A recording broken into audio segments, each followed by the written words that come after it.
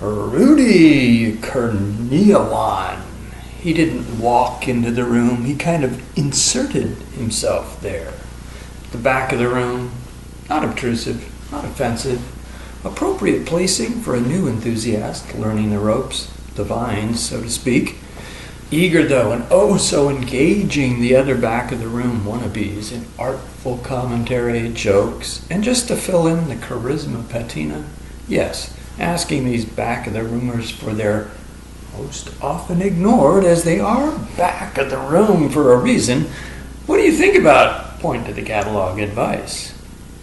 Not raising a paddle from here, not yet. His acquisitions, these early oenophile adventures, being the observations of the front of the room catalog. Who's the who here? The fuck you money guys. Aglow with the flush of either new wealth or old hand-me-down, take-it-for-granted wealth. Aglow with the flush of, well, yes, accomplishment. Because, hey, while you might not think much of them waving fuck you money in your face, they are generally blessed with some sort of can-do success gene, and they've learned at least the appearances of an erudite and la-di-da little finger in the air, sniff, swill, and spit grace.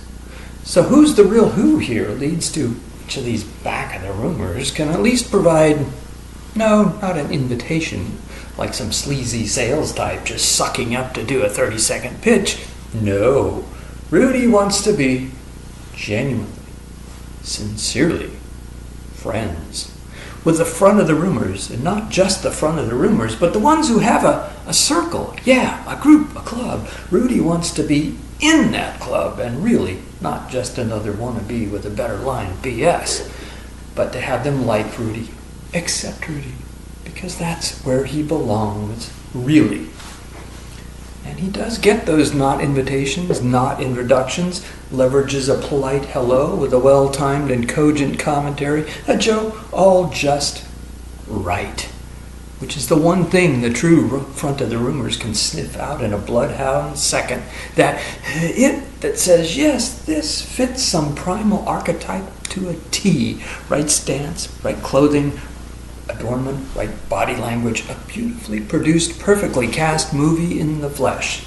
So socially, he starts his inward, I'm gonna be in with the in-crowd momentum. That isn't all. He would have just been a friendly hanger-on, having to buy some very expensive purchased retail respect without his blessing. Rudy was born with the one thing none of them could buy. Only make do with whatever mere mortal perceptions they could clumsily hone. Rudy was possessed of a mutant tongue, a superhero wine pheromone biochemistry. The guy could discern with the radar of a 65-year-old 8th-generation French vintner family icon, wine journalist traveling the globe to interview the renowned genius and seek his quotable bon mots. But it's just Rudy. A charming, likable 20-something with a bucket full of greens and an unassuming and helpful air and a joke, and gee, not even starstruck to be sip, swill, and spitting with who? Hell, I don't even know how he got center stage invited to the Angry Men's Club. Probably a story worth hearing there, but a coup it be. Not really angry, these men, more like jolly in their own circle, once a month providing the damn. Was it $100 grand? An evening to host, sampling one member's cellar wares, rotating through the group, to a T, the group, Rudy Wowed Em. But not in a bad way. He liked them. Everyone magnanimously charming. Okay, some of them basically unpleasant, fuck you money waving in your face kind of guys. But looking around that, because really, part of Rudy's thing was, yeah, hey, I'm a fuck you money guy too. But I'm really nice about it, and I know my wines, and gee, I'm not putting you down because you don't have my palate, but instead partnering you in my largesse. Hey, I'll sell you some of my cellar, because we're friends. The palate settled on a specialty, and Rudy's affinity for the output of a Burgundy-renowned Domaine de la Romanée Conté, those in the know shortened to DRC, got him AKA'd as Dr. Conti. Get it? DRC equal DRC. C equal Dr. Conti, the master at wheeling and dealing the elixirs that arguably boast to be the world's most expensive wines. Not to say exclusively so, anything elevated to the rarefied air of the ridiculously expensive collector's dream lusts was likely to wind up in Dr. Conti's cellar, and increasingly in the catalog of Acker, Merrill, and Condit, New York. You didn't know such existed, did you? Wine auctioneers. He hit the circuit spot on the dime, rightness flowing, just as tech web neo-wealth was flexing its new FU money in a new way, and though the internet boom was recently blah, those guys had already cashed their early winning chips, perhaps switching over to some nice, safe real estate, or better yet, reinvesting in newly promising tech. Anyway, flexing their FU money, flashing that, hey, I'm a player too, look at me, only calmating elegance and well-dressed and luxury flowing, even the slinky new money wives' own graceful sniff, swill, and spit routine. To the point, though, vino was in and the auction house's prices were up. Rudy wowed him, and in the process he kept raking in big buckets of cash. A protracted sell-off of his cellar. Investment didn't matter in that crowd, though. Already, it was the money you and I don't have. It's only the schmuck who really can't afford to splurge on a closet-confined wine cellar has to butter up the wife with it. It's a good investment now. Still, the front rowers like the ability to sip in non-spit venues and posture and not brag about the couple of grand or couple of tens of grands last year's additions to the much bigger than a closet cellar were ego gratification appreciating. And that wine investment didn't matter to the angry wine men was a very good thing, considering that, no, they refused to believe it. It never happened, and if it did, a mistake, not their fault, not their mistakes, no, never. Long simmering and increasingly unavoidable bubbles of no, not cheerful champagne, but rather, no, it ain't Conti, Dr. Conti.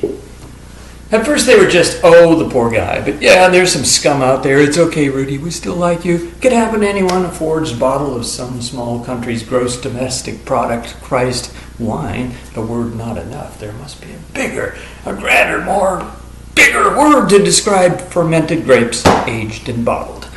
Might be passed off to any of us. But the cracks in the goblets kept growing and growing, less and less swept under the auction house rug irregularities until it was 2008, and the dragon of bank failure and real estate crashing was outside making a gnashing din, but inside the auction house it was very refined and quiet.